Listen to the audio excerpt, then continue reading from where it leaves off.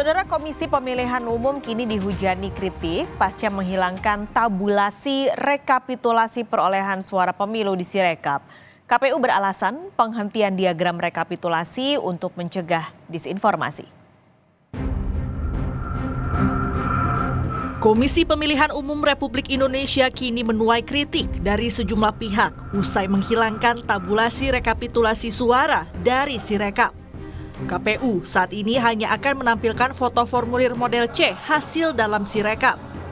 Komisioner KPU Idam Holik menyebut, formulir model C jarang dilihat pengakses Sirekap.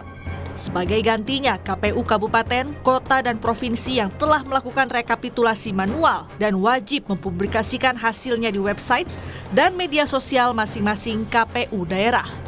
KPU mengaku kini hanya fokus menampilkan data hasil rekapitulasi secara berjenjang. Sirekap tidak di take down.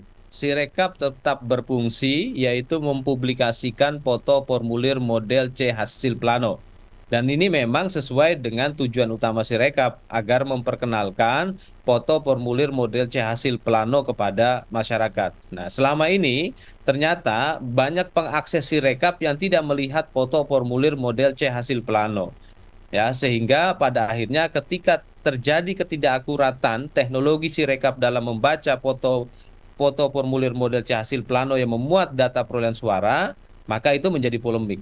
Nah, sekarang untuk tidak terjadi disinformasi lagi ke depan, maka kami hanya menampilkan foto formulir model C hasil plano.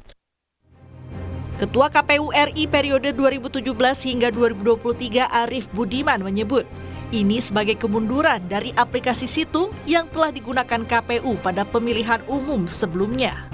Justru dengan dihilangkannya ya, hasil rekapitulasi.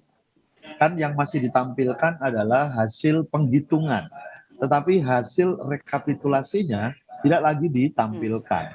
Nah, itu justru bertentangan dengan apa yang disebut Sirekap. Sirekap itu kan sistem informasi rekapitulasi. Itu malah mengalami kemunduran bandingkan dengan ketika pemilu 2014 ya, ketika saya sudah jadi KPU RI, dan pemilu 2019 ketika kami masih menamakannya Situng. Jadi target kami adalah menyediakan data informasi hasil penghitungan.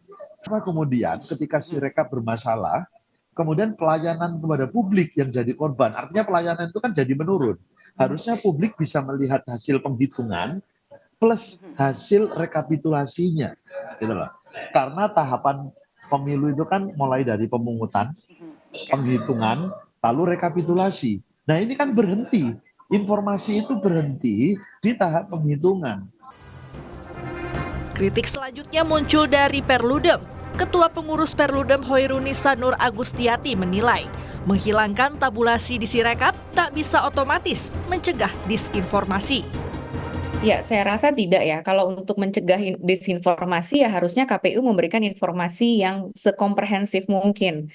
Nah, ini kan terjadi disinformasi karena informasinya ada gap nih Mbak, kalau saya lihat. Jadi karena KPU sendiri tidak menjelaskan apa yang terjadi sebetulnya dengan Sirekap, komunikasi publiknya mungkin juga kurang maksimal begitu ya, sehingga yang terjadi adalah disinformasi yang ada di media sosial.